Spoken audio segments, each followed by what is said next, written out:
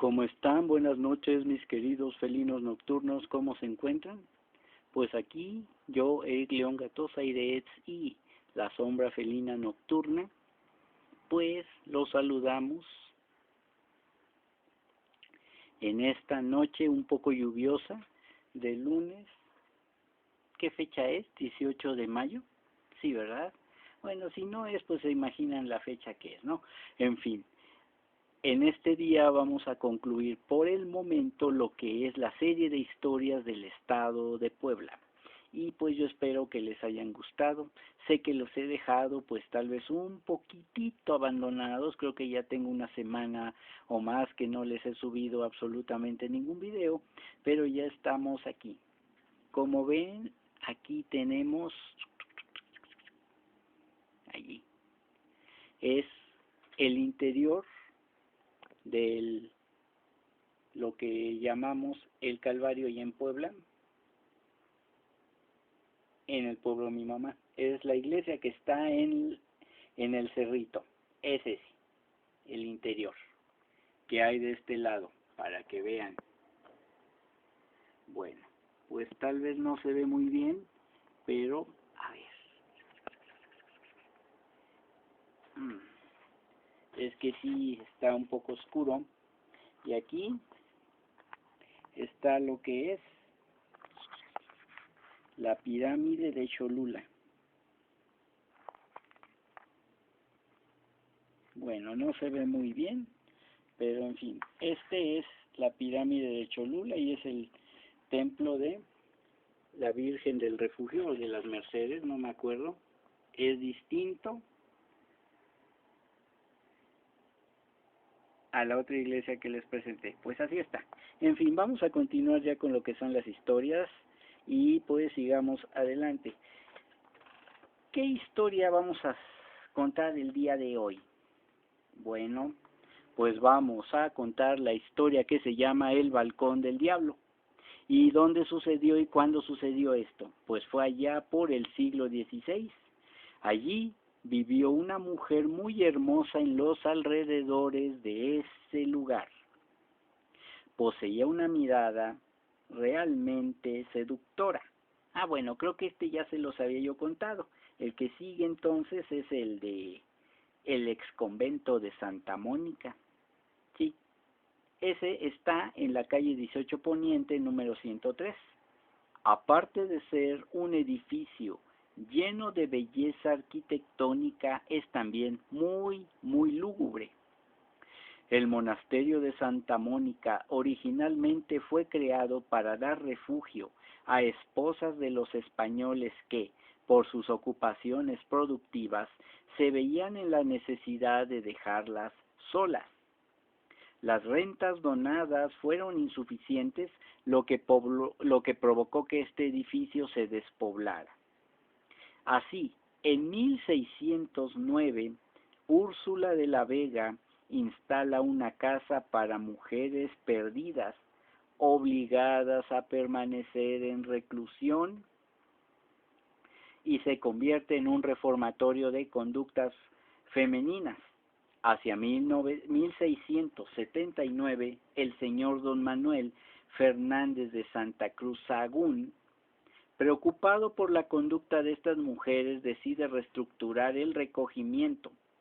Funda una casa para estas y en el edificio derruido funda un colegio para viudas españolas, construyendo celdas, oratorios, refectorio, servicios sanitarios, lavaderos y una nueva iglesia. Pero este no sería su destino final, ya que 6 años después se fundó en ese mismo sitio el convento de monjas agustinas Recoletas de Santa Mónica. No fue sino hasta 1933, por algunas denuncias, que el gobierno lo descubrió y las religiosas fueron desalojadas de manera definitiva, y actualmente es un museo de arte religioso. El uso histórico del inmueble es el que le otorga la carga emocional y fantástica. El sufrimiento en la vida cotidiana de las personas que lo habitaron en distintas épocas hace que las almas estén penando, causando espantos y aparecidos. En todos sus usos, esta casa implica encierro, ya fuera voluntario u obligado. Las monjas se infligían sufrimiento como modo de sacrificio y amor hacia Dios. Se cuenta que en este exconvento hay emparedados y enterrados en otros distintos sitios al osario, que era el lugar destinado para este uso. En ciertas áreas fueron descubiertos esqueletos de fetos. Incluso existe el esqueleto emparedado de una mujer con un feto en su vientre. Es que antes se podía ser muy lúgubre y también sumamente desalmado. ¿Cómo ven, mis estimados felinos nocturnos?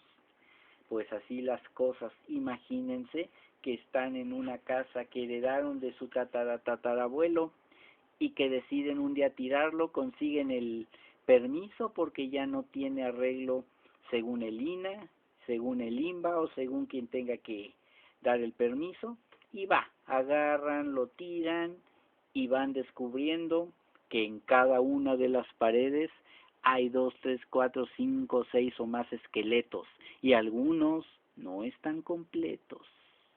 ¿Se imaginan tener una casa así? Sigan disfrutando, mis estimados. Vamos a contar ahora la historia de la venganza del enamorado de Cocoyotla. Y esto sucedió alrededor de la década de 1930 en la Junta Auxiliar de San Matías Cocoyotla en San Pedro Cholula. Allí vivía una joven muy bella llamada Mariana. Todos los hombres del poblado se habían enamorado de ella y rogaban por un poco de su atención. Entre tantos infortunados se encontraba Ricardo, un tipo de fiesta que la volvió su deseo, su obsesión. Con el paso de los días, decidió seguirla donde fuera para alimentar su obsesión y su terrible amor enfermizo. Un día, Mariana se percató de la presencia de Ricardo, por lo que comenzó a temer por su vida. El obsesionado siguió su intimidante juego hasta que decidió que lo más conveniente era robársela. Cuando el momento llegó, se hizo acompañar por 2 de sus amigos y esperó a que la bella joven saliera de su trabajo para cometer su fechoría. Al verla, Ricardo desenfundó su arma de fuego y la golpeó en la cabeza para llevársela sin resistencia alguna. El grupo de malhechores se dirigió hacia las afueras del pueblo, a una cabaña abandonada con Mariana inconsciente. Al llegar, la arrojaron a un viejo catre, esperando a que se recuperara mientras veían y celebraban su delito. Mariana, obviamente, despertó al poco rato, con un fuerte dolor de cabeza e intentando encontrar la salida. De pronto, un ruido se escuchó en el patio, por lo que los tipos salieron a revisar. El momento fue aprovechado por la joven para escapar. Lamentablemente, Ricardo se dio cuenta y persiguió a Mariana hasta alcanzarla. Poseído del espíritu de despecho y de rechazo, la golpeó salvajemente y la llevó cerca de la actual capilla de San José, donde la ahorcó hasta matarla. El asesino y sus amigos regresaron a sus casas y olvidaron el suceso rápidamente. Luego de unos días, se dice que el fantasma de la joven comenzó a aparecer a jóvenes fiesteros en las calles de Cocoyola. El tiempo transcurrió hasta que un día Ricardo murió en una riña callejera. Esto liberó el alma de Mariana para toda la eternidad y sembró una historia que se sigue contando por la gente del pueblo, la leyenda del enamorado de Cocoyotla. Pues no sé al final de cuentas qué tipo de amor pudiera haber sido ese. El amor no es egoísta, no es esclavitud, no es ningún tipo de tormento. El amor todo lo perdona y el amor nunca, nunca pasará. Es lo que por ahí alguien escribió, ¿verdad? Pues sí, así es esta historia y pues vamos a ver si hay más fantasmas por aquí, porque aquí los únicos fantasmas que ya estoy viendo son precisamente el tiempo, que yo quería una tormenta, estaba lloviendo y fíjense, ahorita ya ni gota de lluvia cae, está haciendo un calor más fuerte que en el de esta pequeña veladora. Pero en fin, sigamos adelante. ¿Y ustedes cómo están en estos días? Pues por eso les digo que me dejen sus historias abajo para irlas contando.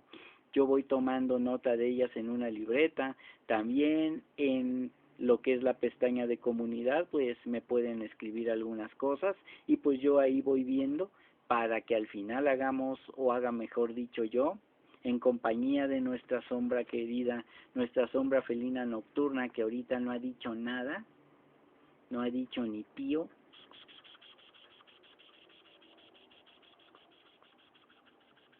Pero en fin, vamos a ver qué más nos cuentan estas pequeñas historias. Bueno, pues vamos hacia Teciutlán, Puebla.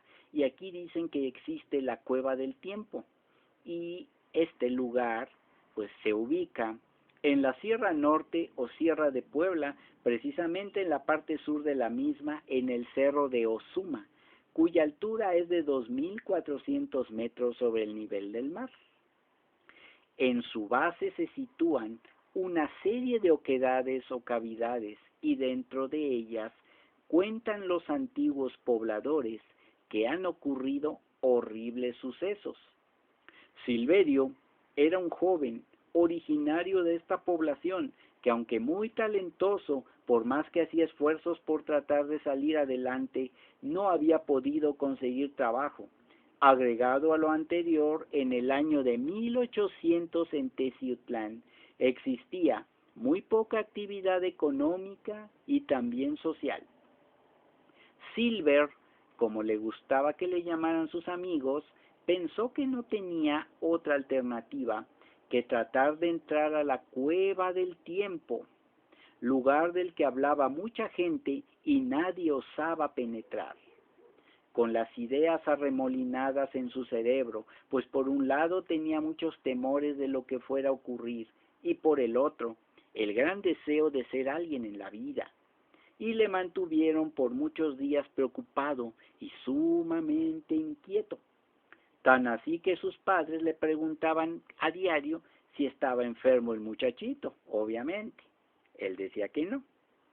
Por fin, un día de tantos, a mediodía se decidió. Tomó unos ocotes, una cuerda, un morral con tacos y un guaje con agua, y sin pensarlo más se encaminó hacia las grutas del cerro Ozuma. Me van a preguntar qué son los ocotes.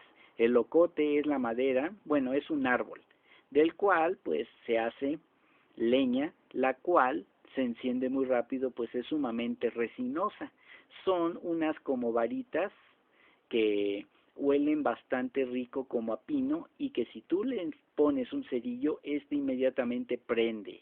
Así que la utilizan para encender fogatas o también en las magias y en las limpias las utilizan para desalojar todo tipo de negatividades o alejar espíritus. Para eso las utilizan. Bueno, pues entonces sigamos con este tigre que la distancia desde su casa en Teciutlán hacia la Cueva del Tiempo era bastante considerable, por lo que alrededor de las 10:15 horas, o sea, 22:15 de la noche, llegó a su destino. Después de un rato de descanso, volvió a emprender el camino hacia las entrañas del Ozuma, pues le advirtieron que antes que clareara el nuevo día debería salir, ya que de no hacerlo quedaría atrapado para siempre en la eterna oscuridad, pues yo más que ocotes llevaría algún cirio, porque pues el ocote se acaba rápido. En fin, únicamente con la débil luz de sus ocotes Caminó y caminó y caminó al interior de la oquedad, pasando por enormes salas en cuyas paredes le parecía que se movían horribles seres que pretendían asesinarlo. Nada lo detuvo, pues en su mente solo existía un propósito: volverse rico a cualquier precio, o no regresar, pues no quería ser la burla de sus amigos. No supo cuánta distancia recorrió dentro de ese tétrico lugar, ni el tiempo que él utilizó para esto, hasta que de pronto se topó con un gigantesco montón de joyas, monedas y objetos hechos con metales preciosos.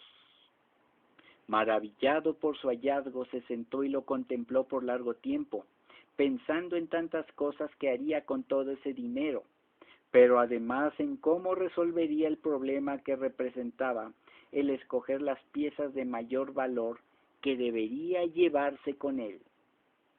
Después de un corto tiempo concluyó: las que tuvieran mayor cantidad de piedras preciosas y que no fueran tan pesadas, para que pudiera transportarlas hasta su casa. Con su lazo ató los objetos que creyó más convenientes. Después terminó. Se sintió cansado y se quedó dormido. Cuando despertó, vio que él tenía una gruesa capa de polvo sobre el cuerpo y muchas telarañas. No le tomó mucha importancia a este hecho. Únicamente se limitó a tomar lo que había preparado y emprendió el camino de regreso. Sin tener la certeza si era la vía correcta, avanzó por mucho tiempo, sintiendo en ciertos momentos que las piernas y la espalda le dolían intensamente, pero consideró que era consecuencia por cargar siempre un gran peso. Sintiéndose desfallecer, continuó por tiempo indefinido, hasta que por fin llegó a la entrada de la cavidad por la que había llegado.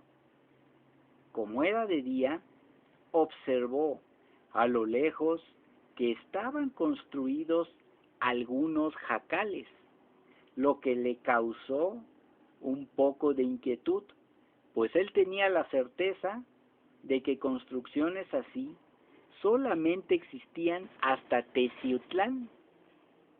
Al llegar se llevó una gran sorpresa, dado que la población se encontraba totalmente transformada y ya no podía reconocerla.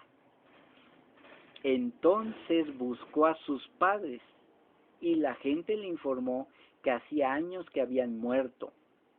Mudo de terror, trató de localizar a sus amigos y milagrosamente encontró a uno de ellos, el que se encontraba convertido en un gran anciano, con el pelo totalmente blanco, encorvado y sin dientes. Repuesto de la sorpresa, le preguntó qué le había ocurrido, contestando que eso era lo que precisamente le preguntaba a él. ¿Dónde carajos andabas? ¿Dónde te metiste? ¿Por qué te habías desaparecido por tantos años, infeliz? Hasta ese momento, Silverio reparó en su propia persona, percatándose que él también se encontraba convertido en un anciano. Observó las joyas que traía consigo y se preguntó: ¿valió la pena el sacrificar mi vida por esta riqueza? Y esta es la historia de la cueva de Teciutlán. ¿Algunos de ustedes se atrevería a entrar a este lugar? Yo les pregunto. Y si es así, pues por favor, mándenme un diamantito, ¿no? Bueno, si quieren, si desean. Y si no, pues bueno, que con su pan se lo comen. Muy bien, mis estimados. Y pues aquí nada más les voy a contar otras dos historias.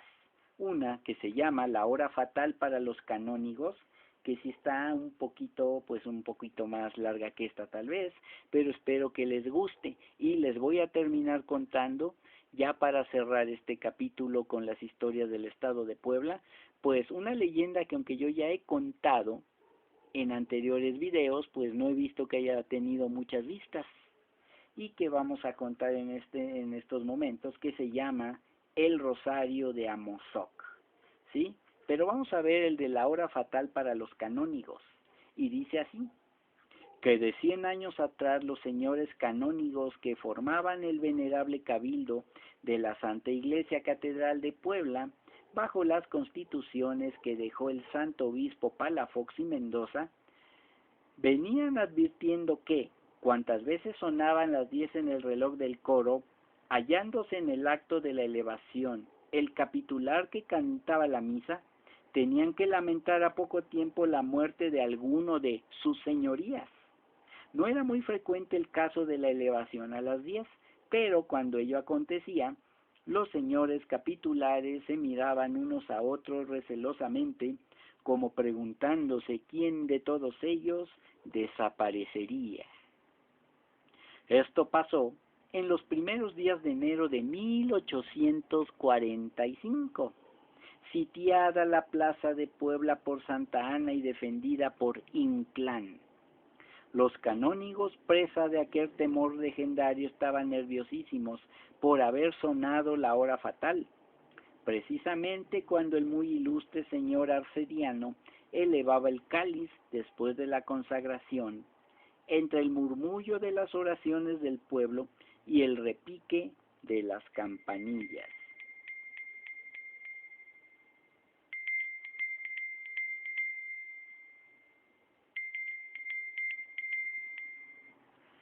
Terminó la misa conventual y los miembros del venerable cabildo permanecían mudos ante aquella suspensión de ánimo de la que vino a sacarles el pertiguero, que es un hombrazo de tomo y lomo que iba al frente de las procesiones, vestido con una túnica especial de color del ornamento del día, llevando en la mano derecha la pértiga o vara guarnecida de plata, siendo encargo suyo también acompañar a quienes oficiaban en el altar, en el púlpito y en el coro. Los niños del colegio de infantes ponían de mal humor a esa figura corpulenta, diciéndole estos versos con que se regocijaban sus señorías los canónigos: cuando sale el pertiguero de la iglesia catedral, abre la puerta el perrero de par en par. No entendí, pero mejor ellos sí entendían. En fin, nuestro personaje anunció a uno de los prebendados, el más joven, y que aparentaba menos preocupación, que se había roto el fuego en la plaza, y no tardaría en hacerse oír el cañón de una de las trincheras próximas, por lo cual debían salir desde luego todos los señores. La indicación no pudo ser más persuasiva y como por encanto desaparecieron de la catedral los canónigos, padres del coro, seminaristas, infantes y músicos, habiéndose adelantado a todos el pertiguero, no obstante su pesada humanidad. Los sacristanes quedaron en su sitio. El único que no se movió del chocolatero, donde se desayunaba tranquilamente, fue el señor Arcediano, el más viejo de los señores capitulares, pero a quien el anuncio del peligro no hizo renunciar a la satisfacción de seguir saboreando el atole de almendra con mamones de huevo. El mamón es un pan, no vayan a decir otra cosa. Oía impávidamente el tronar del cañón, como si oyera el canto del sochantre en las vísperas. Y aún leyendo una carta entre sorbo y sorbo, consumió por fin el casito de agua, se limpió los labios con una blanquísima servilleta y le dijo al sacristán, que en estos momentos entraba: mira, tú, ve a la trinchera y di a los soldados que no disparen porque va a salir el Arcediano. Dejó el chocolatero su señoría dirigiéndose a la puerta de su salida acostumbrada, frente al colegio de San Pantaleón, hoy Palacio de Justicia, y no tardó en volver el sacristán con la respuesta favorable del jefe de la trinchera. Salió pausadamente el señor Arcediano, sin oír ya el disparo del cañón hasta que se alejó de la zona del peligro. El capitular que celebró la misa aquella elevando el cáliz a las 10, No resultó víctima de la hora fatal, pero sí murió poco después otro de los señores canónigos, dando confirmación a la leyenda. Años más tarde, siendo yo niño, fui llevado por mi padre de tan santa memoria a la catedral angelopolitana, asistiendo a la misa cantada que celebró el señor canónigo don Desiderio Rodríguez, anciano endeble y respetable, extraordinariamente pálido y de ojos verdes, que en sus mocedades fue gala del eximio colegio de San Pablo, y me tocó presenciar un acto solemnísimo de la elevación.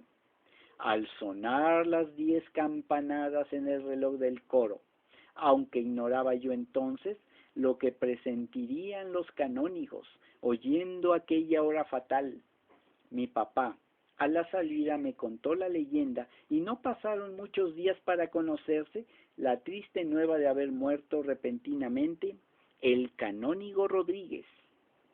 Fue esa época de las más aciagas, pues el hecho volvió a repetirse y sucediéronse una tras otra la muerte del deán don Ramón Vargas López y la del no menos ilustre arcediano don Pedro Alanís.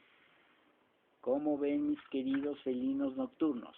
Pues bien, el canónigo doctor Joaquín Vargas, inolvidable predicador, me decía, hablando de la famosa leyenda 30 años después, nada más natural, esto viene de tarde en tarde y casi todos los capitulares son viejos y achacosos.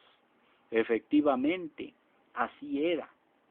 No he vuelto a saber ya desde entonces de otro de aquellos casos, ni pasará tal vez por la imaginación de los señores canónigos de ahora, la leyenda que hacía palidecer antes a muchos de sus predecesores. Hay que alegrarse de ello.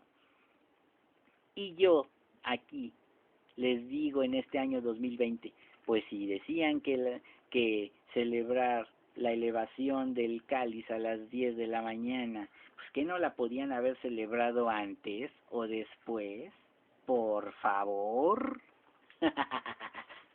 Como ven, mis estimados felinos nocturnos, y pues sí, les dije que les voy a contar la última historia, que es la del Rosario de Amozoc. Esta me da mucha, pero mucha risa, porque bueno, pues imagínense que van a cualquier culto, no solamente al católico, y que de pronto por un malentendido todos empiezan a arrojarse todo lo que encuentran y a romperse la Santa Madonna en fin, ustedes entienden, ¿no? Pues eso es lo que sucedió aquí. Muy bien. ¿En dónde está Amozoc? Bueno, Amozoc está a 18 kilómetros de lo que es la capital angelopolitana.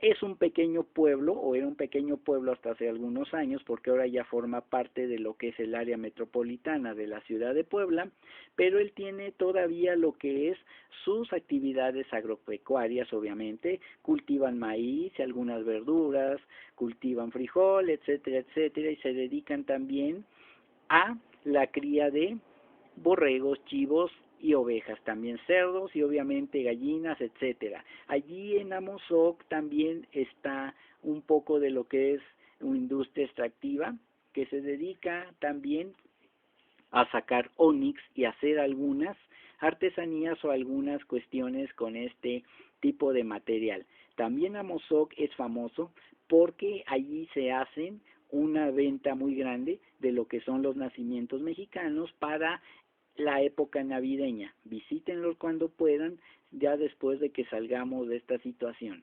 Eso es Amozoc actualmente. ¿Y qué es lo que sucedió allí en Amozoc? Pues bueno, pues ya veíamos que por el rumbo del oriente, ya les dije, algunos dicen que está a 12 kilómetros, otros a 18, pero en fin, eso no nos importa. Pues aquí existe este pequeño poblado llamado Amozoc, nombre que deriva del idioma nahoa o nahua y que quiere decir donde no se encuentra lodo, pero llueve que da horror, ¿eh? De amo, no y soquit, lodo. Y efectivamente, la inspección ocular nos confirma bien pronto que el asiento de esta risueña población se hace sobre arena de toba volcánica, deslaves de la cercana Malinci o Malinche, que según opinión de ilustres geólogos como el señor Aguilera y el barón von Humboldt, es de los accidentes orográficos más antiguos del continente americano, demostrándose esto porque lo que queda de la antiquísima montaña es lo que pudiéramos llamar el esqueleto basáltico, que ha sufrido la terrible acción de erosiones prolongadas por muchísimos siglos. ¿Cómo ven, mis estimados? Bueno, pues las tierras vegetales que la cubrían han sido trasladadas en parte por las impetuosas corrientes, formando en sus alrededores amplias y dilatadas pendientes, donde surge multitud de pueblecillos de risueña y pintoresca presentación. En este pequeño poblado de nuestra relación, no todos sus habitantes se dedican a la sedentaria ocupación de agricultores. En otro tiempo adquirieron la rara y singular especialidad de hacer minúsculas y primorosas figurillas de arcilla, representando todo género de escenas de la vida real. Pero en lo que descollaron, sin lugar a duda, fue en la forja del hierro y el damasquinado. Porque también ahí hacen talavera, Dice, encumbrándose a la categoría de artistas en este oficio de vulcano que aprendieron de los mansos discípulos del santo taumaturgo de Asís, entre los que hubo de probable origen toledano y que vinieron con los conquistadores de este suelo. Y hago un paréntesis. Aquí, pues, hay un término llamado pipope, que es un término ofensivo que actualmente se les dice a los poblanos. No les recomiendo que lo hagan. Un poblano te dirá, sí, se refiere a nuestra talavera o a nuestra artesanía y significa pieza poblana perfecta. Pero los que no quieren a los poblanos dicen pi poblano p. Olvidemos eso y olviden que lo dije, porque en algún lado me van a reclamar. Y les recuerdo, mi familia es de Puebla, así que se callen. ¿Sí? Vamos a seguir con esta pequeña historia, pues nadie duda de que fueron hábiles maestros en este y en otros bien ponderados artes, que ellos a su vez aprendieron de maestros quizá abásidas o de belicosos almohades, se refiere a los árabes, peritos en la fabricación del damasquinado, de encorvados yataganes, temple de hojas de espadas, crédito de la antiquísima Basora y de la poética Damasco, célebre califato rival del de Córdoba. Lo cierto es que los discípulos criollos bien pronto fueron heraldos de la fama de sus maestros y, en empuñaduras de espadas, espuelas, estribos, herrajes de todo género, dejaron la rúbrica de un genio que proclama la rara habilidad de sus acerados cinceles, y en sus singulares temples las secretas fórmulas del alquimista Geber Gebri. Tal atestiguan la hechura y el primor de ciertas piezas que fueron regaladas al infortunado archiduque Maximiliano de Habsburgo, entre las que se dice iba una aguja hueca que contenía otras más finas con el nombre de la emperatriz Carlota incrustado en oro. Vaya. Mas, ¿a qué buscar tiempos tan lejanos? Si el desmasquinado de sus hermosas piezas actuales no ceja en su similitud ante las famosas del Var. En los templos de las bruñidas hojas toledanas dícese que el secreto de su fabricación estaba en los ingredientes, donde principalmente entraban las auríferas arenas que las murmuradoras aguas del río Tajo arrastraban y que eran aprovechadas para este propósito. El río Tajo está en España, creo. Ciertamente aquí no podríamos decir si en esto radica el secreto, y bástenos saber que son muy apreciadas. Durante la época del virreinato, el gremio de forjadores tuvo algunas diferencias muy propias de estas corporaciones, a causa de las cuales se formaron dos bandos igualmente fuertes, que se disputaban la celebración anual a la Virgen del Rosario, en que, como es natural, nadie quería ser desairado, y la competencia de los contendientes hacía que el lujo se extremara hasta el punto de que en la función religiosa se hacía derroche de boato, sobre todo durante la procesión, y en la noche se quemaban fuegos artificiales en el atrio de la parroquia. He de decir que actualmente también esa zona de Puebla es famosa porque también hay lugares donde se hacen los fuegos artificiales, no nada más en Hidalgo. Bueno, pues hasta aquí las cosas parecían ser hasta benéficas, pues los componentes y directores de los bandos se esforzaban en quedar mejor que los contrarios. Pero la envidia comenzaba a interponer negros nubarrones de turbonada, y la división de los bandos con el tiempo se fue ahondando, se fue haciendo más grandota, pues no faltando las disputas, peleas, riñas o como se llamen, lo que inquietaba a las autoridades, que ya se mostraban desconfiadas, pues era de temerse que tal estado de cosas culminara en algo más serio. A esto agréguese que uno de los bandos tenía como corifeo a una descendiente de nuestra madre Eva, mujer de pelo en pecho, a quien apodaban la culata, sí, aunque se rían, apodo que tal vez le fuera aplicado merced al exuberante desarrollo de las caderas, bueno, un poquito más atrás, ¿no? Lo cierto es que este marimacho tenía un amante de no recomendable aspecto ni antecedentes, a quien la autoridad tenía señalado por sus chapuzas y enredos. Pues bien, la culata, si se llamara Brenda, yo ya les dije, pues por su apariencia, pues llamaríamos un Brandon, ¿verdad? Un Brandon mexicano, región 4 en la actualidad, ¿no? En fin, pues ya dijimos que al su amante lo tenían señalado por sus chapuzas, sus tranzas, sus enredos, sus peleas y sus desmanes.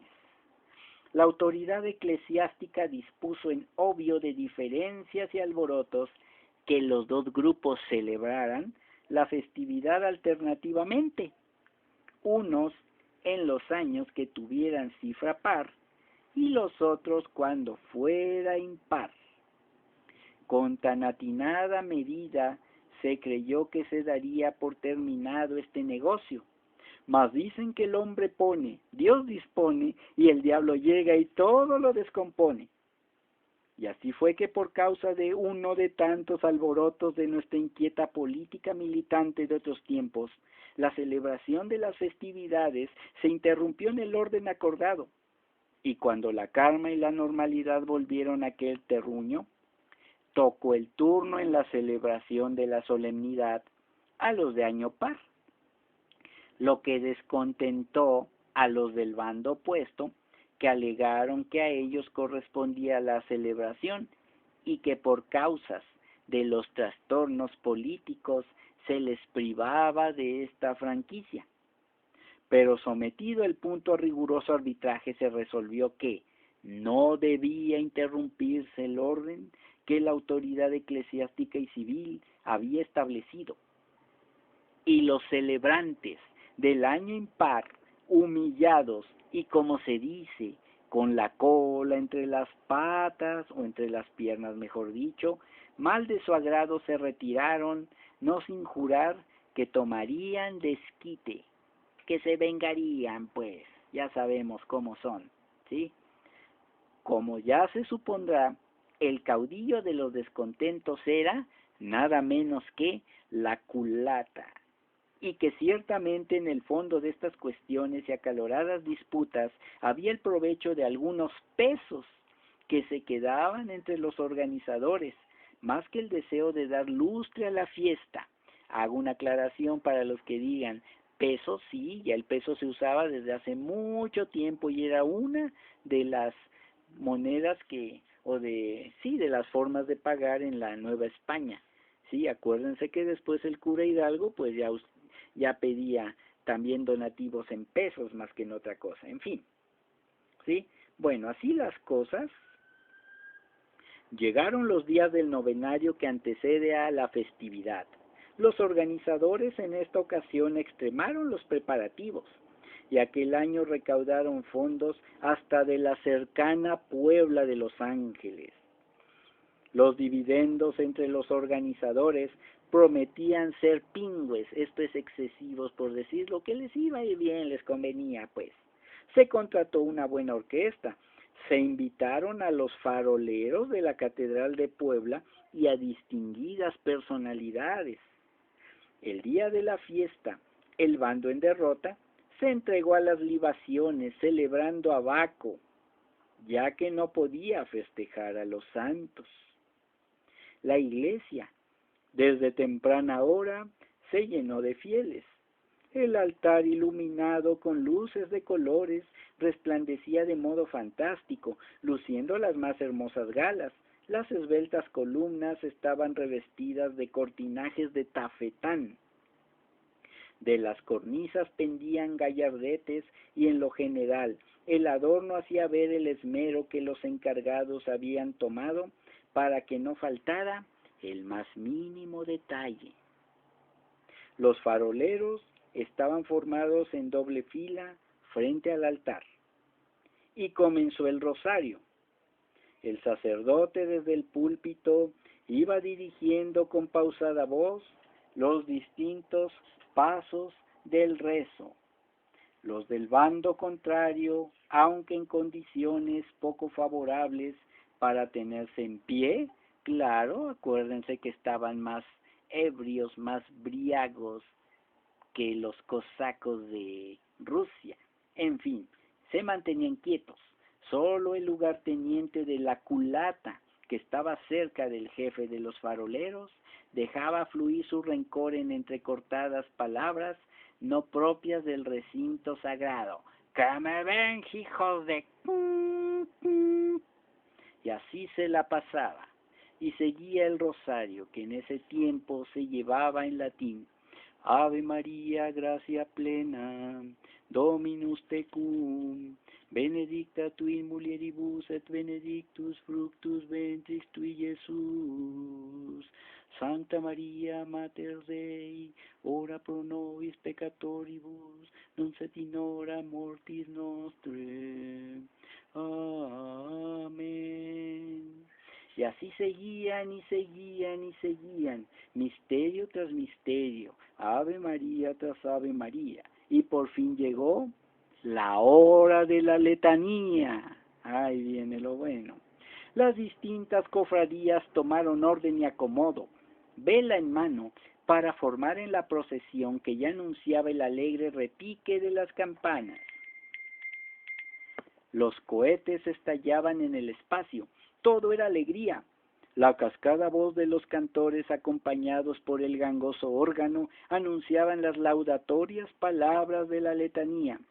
Y aún no moría el eco de la última alabanza, cuando en el aire se oía dilatarse por las bóvedas el implorante Ora pro nobis, Santa María, ora pro nobis. El mal encarado amante de la culata mascullaba entre dientes toda clase de imprecaciones, salpicadas con vitriolo. Por fin llegó el momento en que en la letanía se canta aquello de Mater Inmaculata, que la trastornada mente de aquel estúpido bribón tradujo por maten a la culata. Y sin esperar nada gritó con toda la fuerza de sus pulmones, eso sí que no, hijos de toda la suya, y acto continuo se lanzó como feroz alimaña, cuchillo en mano, sobre el jefe de los faroleros que llevaba la voz cantante. El desconcierto que se siguió no es para describirse, palabras de grueso calibre alternadas con fuego líquido, pedradas, golpes, cada banco reclinatorio se convirtió en una trinchera, aullidos, gritos, los faroles se convirtieron bien pronto en arma ofensiva de gran efectividad. a cada golpe. Venían por tierra 3 o 4 contrincantes de los más resueltos, todos contra todos. Vean a las beatas incluso descerrojarse los mismísimos rosarios. Imagínense cómo era aquello, que hasta los breviarios que todavía algunos tenían salieron volando, salieron deshojados. Imagínense pelearse señoras con señoras, de aquellas que todo el día están golpeándose el pecho y pidiendo perdón, oh Dios mío.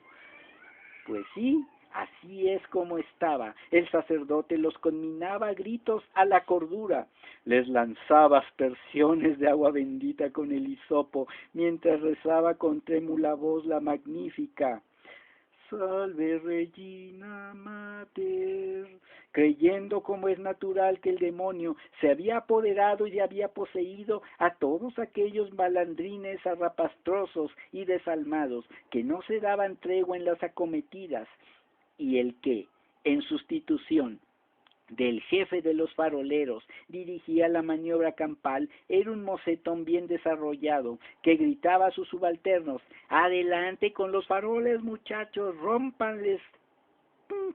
Todo era confusión.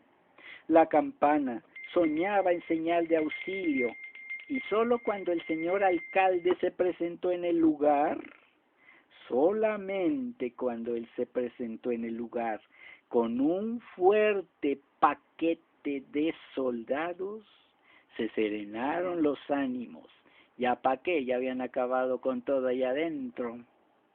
Restablecida la calma, fueron desfilando, contusos, heridos, y en el campo quedaron, desgraciadamente, 3 o 4 muertos. Hechas las averiguaciones de rigor, tocó la peor parte a las falanges de la revoltosa culata y la autoridad virreinal. Al tener conocimiento del escándalo en recinto sagrado, colmada por tanto desatino, decretó el encarcelamiento de unos, la condena a trabajos forzados de otros, y con el mayor sigilo el destierro de nuestra pintoresca heroína, la brava culata, que ha dado motivo a que cuando una empresa pinta mal, se diga con total sorna, con burla e ironía: esto acabará como el rosario de Amozoc. Bueno, imagínense a Pulgoso riéndose. Pues así es como acaba esta pequeña historia, y esto pues dicen que sucedió. Bueno, yo no he podido visitar Amozoc en estos tiempos y no he encontrado si esta historia es cierta, pero pues aquí del libro que se llama Puebla ante la historia, la tradición y la leyenda, si alguien lo tiene, lo podrá ver. Yo lo saqué del libro Leyendas Mexicanas de José Rogelio Álvarez, de Editorial Everest. Y pues así es como acaba en este tiempo la historia de la leyenda, las leyendas de Puebla, por el momento. Ya después contaremos más, a ver qué más se nos ocurre. Pues sí, mis queridos felinos nocturnos, espero que les haya gustado esta pequeña semblanza de historias para divertirse un rato. ¿Cómo ven? Pues sí, la gente está muy loca últimamente, todos, hasta yo. Mi querida sombra felina nocturna, ¿cómo estás? Ya ni me hablas. En fin, pues bien, mis queridos felinos nocturnos, esto se acabó. Apagamos nuestra vela y nos retiramos a descansar. Pues bien, suscríbanse a mi canal, activen la campanita de notificaciones, denle like al video, comenten abajo en la caja de comentarios y obviamente compártanlo en sus redes sociales. Si tienen alguna historia que contar para que aquí se las contemos, pues por favor, escríbanla para que después hagamos ese video que yo ya quiero hacer, pero pues no me mandan nada. Ya hicimos uno, pero nada más uno, y muy chiquito. Creo que eran 2 o 3 historias nada más. Pero en fin, vamos a ver cómo nos va, y pues les deseo Muy buenas noches a todos. Pues sí, mis queridos felinos nocturnos, me despido. Yo, Eric León Gatosa Iretz y la sombra felina nocturna, les deseamos muy buenas noches a todos. Hasta luego.